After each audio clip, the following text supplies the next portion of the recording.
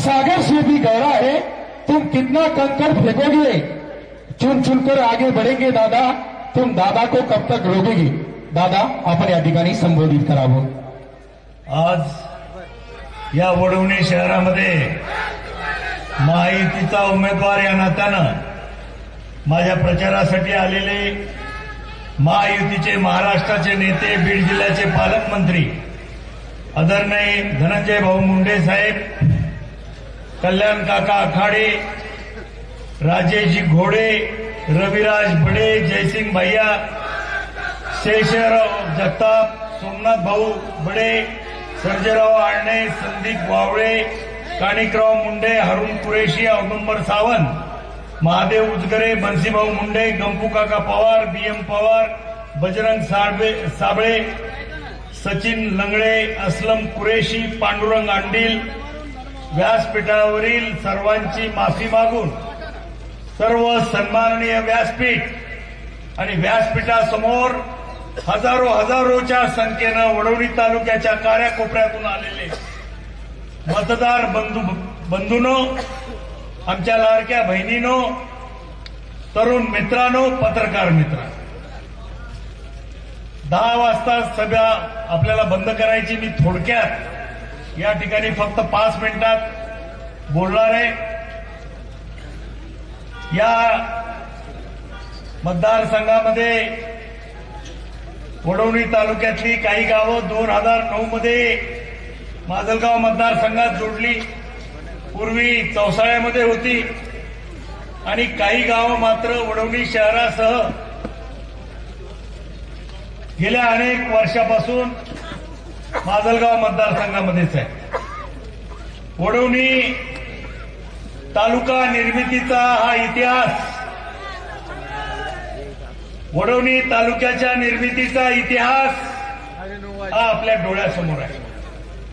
स्वर्गीय गोपीनाथरावजी मुंडे यांच्या नेतृत्वाखाली आपण सर्वांनी या ठिकाणी आंदोलन केलं आणि आपलं आंदोलन गोळीबार करून दडपण्याचा प्रयत्न झाला। साहेब 95 मध्ये योगायोगानं उपमुख्यमंत्री झाले आणि त्यांच्या हातून या वडवणी तालुक्याची निर्मिती झाली। हा ऐतिहासिक क्षण आपण सर्वांनी अनुभवला। वडवणी तालुका झाला, वडवणीच्या ग्रामपंचायतची नगरपंचायत झाली, आणि आताच बापूंनी सांगितल्याप्रमाणे मागच्या निवडणुकीमध्ये धनुभाऊ मुंडेंच्या नेतृत्वावर विश्वास ठेवून या वडवणीकरांनी ही नगरपंचायत राष्ट्रवादीच्या ताब्यात दिली। याच कोट्यावधी रुपयाचा निधी मंजूर आहे।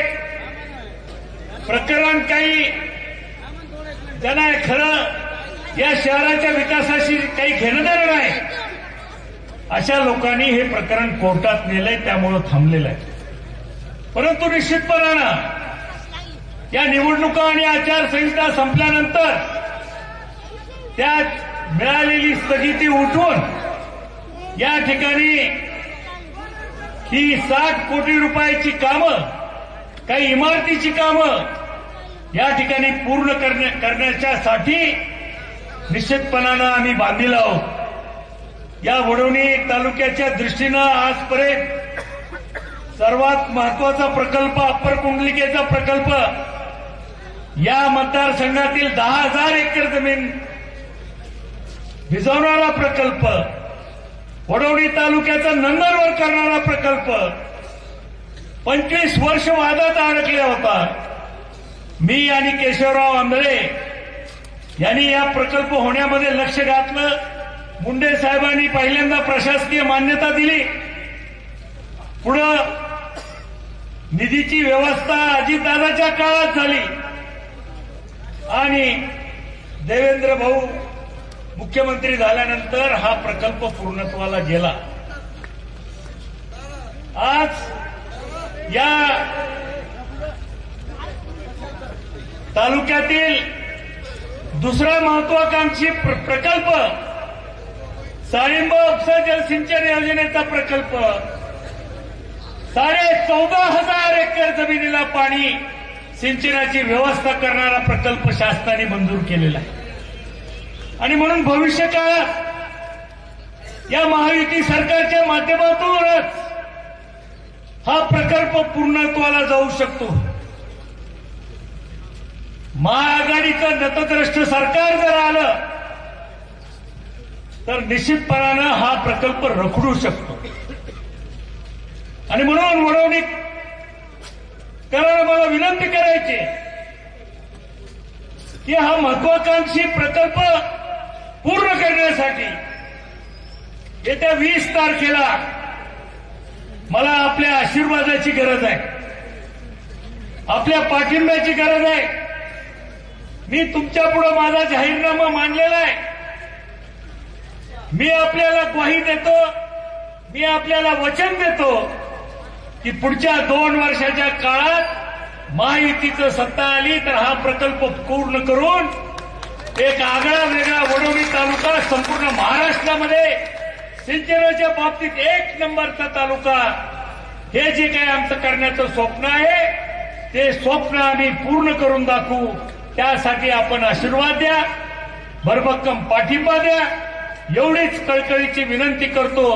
माझ्या घड्याळ या चिन्हावरती क्रमांक 1 वर माझी निशाणी आहे, तिचे बटन दाबून आपण सर्वांनी आशीर्वाद द्यावेत, मला विजयी करावं, पुढची 5 वर्ष आपली सेवा करण्याची संधी द्यावी, एवढीच विनंती करून मी थांबतो. जय हिंद, जय महाराष्ट्र. धन्यवाद.